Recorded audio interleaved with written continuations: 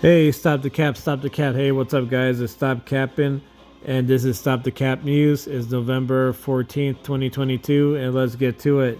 So CyberConnect 2 has trademarked another Naruto Ultimate Ninja Storm games that they want to release with Ultimate Ninja Storm connections. Now, I'm hoping that this is not a mobile game. I'm hoping that this is, a new game series that's going to be,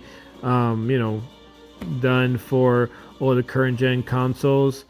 And it sounds more like a time traveling base game if it's called Ultimate Ninja Storm Connections. Maybe it has something to do with another Naruto arc that was never told. I know in Boruto they have a time traveling episodes, and they even paid homage to Back to the Future. So for anyone in the comment section thinking that they will never do that, it's been done in anime already. So there you go. And also, they currently have the Shinobi Strikers game. Apparently, more DLC is going to be released later this year. I know that game is not everyone's cup of tea, but I like the game. I love the series. I love the Ultimate Ninja Storm series even more. The amount of games released started at the early 2000s, mid late 2000s, and they even released the trilogy back for the PS3, PS4, and other systems. Next up, we got news on Shang and the Wreckage of Time. Now, apparently, from the source of Cosmic Circus, Marvel and Disney have been conjuring up some titles on what's next on the menu for the next phase. Is going to be Phase 5, leading up to Phase 6, and I believe, in my opinion, what's going to happen in the climax of the film is the variant of King is going to escape Quantumania when he battles Scott Lang and company, and he's going to he's gunning for Shang-Chi in the 616 universe because he activated those 10 rings, and they're basically transmitters at this point. They're location beacons, and I think the main focus for the Wreckage of Time is for him going through time and getting those bands for himself, just as when Wu used 10 rings to give himself immortality and control of the 10 rings. We all know that Kang wanted the 10 rings for himself for his immortality and just take over the whole damn multiverse. All right, next up. Yes, crazy news. Over the weekend, Kevin Conroy passed on November 10th, 2022. He was born in 1955. Kevin was known for being the voice of the generation for Batman, the animated series from 1992 to 1996. In total, he's done 15 films, 15 animated series, and a couple dozen video games. That's a resume for itself. And thank you, Kevin. You'll be deeply, deeply missed in the community. And man, it's crazy. Even though I love Troy Baker in the Batman Ninja Turtle team up, animated movie. But even when I read this comic book series that came out in 2019, every time I read a comic book, I still hear Kevin's voice. Just like I hear Mark Hamill's voice for Joker. We love you, Kevin. Rest easy. Tells us Symphonia. Yes, we got a release date. So February 17th, 2023 is going to be the Tales of Symphonia remaster coming out for the Xbox One, PlayStation 4, and the Switch. No PS5 title right now, but you have your standard edition, and there's going to be a metal case edition Tales of Symphonia is one of the best JRPGs out there, especially for the Tales of series. I love the cast of characters. I love the story, the music. I mean, that's just basic video game and movie DNA. Good story, good characters, and good music.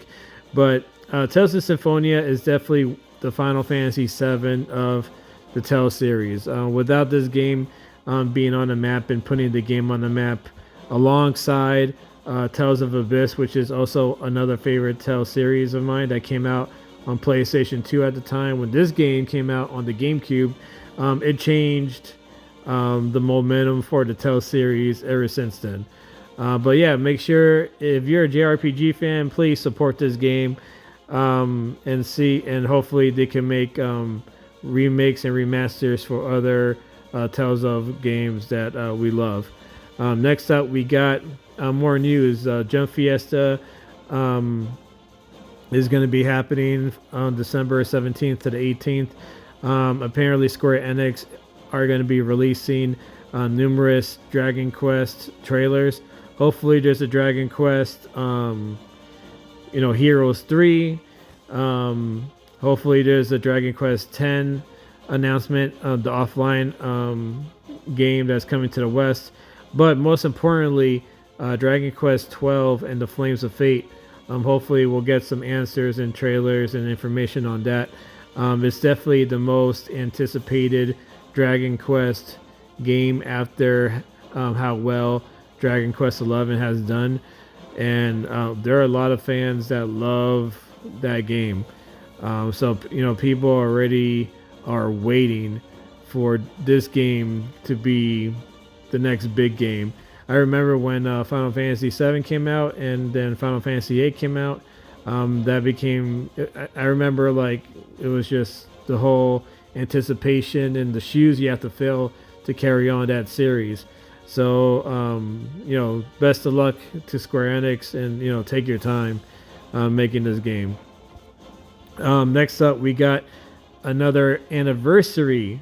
So, yes, yesterday, 22 years ago, Final Fantasy IX was released on the 13th in North America.